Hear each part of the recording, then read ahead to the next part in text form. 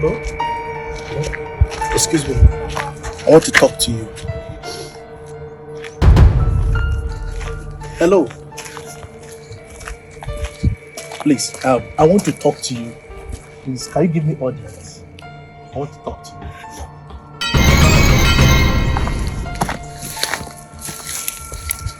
What makes you think committing suicide will be the best option? I can see what you're holding behind you. You want to go and commit suicide? Do you think that is the best decision? I can see in the spirit what has happened to you over the years. You have had several encounters with different men each time they want to come and marry you. Whenever any man comes to pay your dowry, something would happen that will make him change his mind. Is that correct? Yes, that is true. But how did you know that? Well, I am Prophet Silas, the prophet of truth and justice. We've had this encounter severally.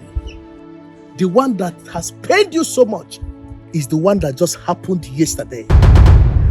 Yesterday was supposed to be your traditional marriage. But to your greatest chagrin, the man that was supposed to pay your dowry called you and called your family and told them that he was no longer interested. Yes, that is true. And the painful part is that you have already announced the marriage to everybody, to your friends. You have posted it on social media. You have shared it everywhere. You have invited different people. Your parents and everybody is waiting for people to come and celebrate you, only for them to receive a great disgrace. Is that correct? That is true. And you asked what the problem was. He said nothing. And even other men, when you check around, you did nothing to them. They will just call and say that they are no longer interested. That is true. But can I talk to you? You are responsible for what is happening to you. But how? Who is Emeka?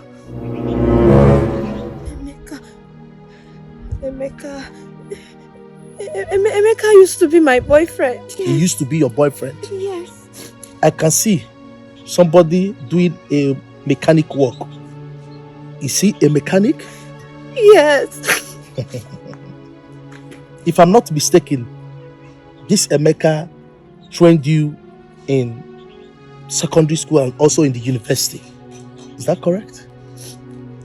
Yes. Can you remember the last time you met with him? Yeah, brother. I beg, don't do this thing to me. Yeah, brother, I beg, don't leave me, I beg. Remember all the love we me and you don't share together. What can carry and throw away? Yeah, brother, I beg. Remember all the money I don't spend for your school matter? See, now you I want marry. And not making me they spend all this money because I want marry you. Now I want can't leave me. The brother I go die, I beg. The brother I beg.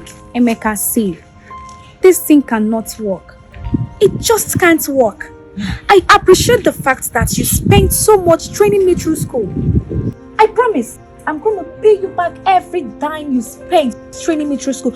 But you see this thing called marriage, it just can't work. It can't work. The brother I beg, make am work. I beg, make am work. See, now you be the only woman who I don't love with all my heart. You won't come leave me.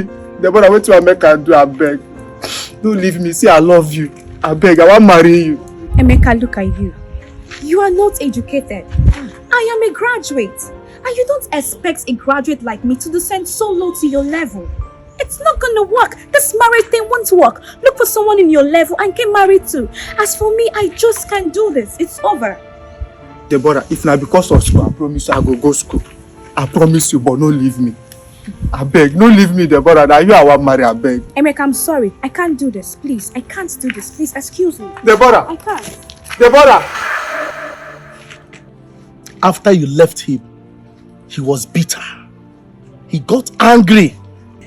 He felt used because he spent money to train you, hoping that at the end of your education, he will get married to you. He said to himself, how could I spend money and train this girl over the years only for her to tell me that I am not educated, that I am not qualified to marry her? After that day, he went to a witch doctor and submitted your name to him and vowed that over his dead body will you marry another man successfully. And that is what is happening to you till today. Man of God, please help me. What do I do? Please help me. But sometimes I wonder why some girls would reason and act in such manner. How would you promise a man that you're going to get married to him and he will spend on you over the years only for you to change your mind because you feel the person is not qualified? That is injustice. Well, there is nothing else you can do rather than to look for him and apologize. He needs to liberate you. He needs to forgive you before you can be free. And next time, mind how you give your word to a man. When you are not interested in any relationship, be bold to tell them you are not interested. And when you are not interested, don't collect anything from them. Let them be. Because the money he has spent on your head stands against you in the spiritual realm. Look for him and apologize. Thank you.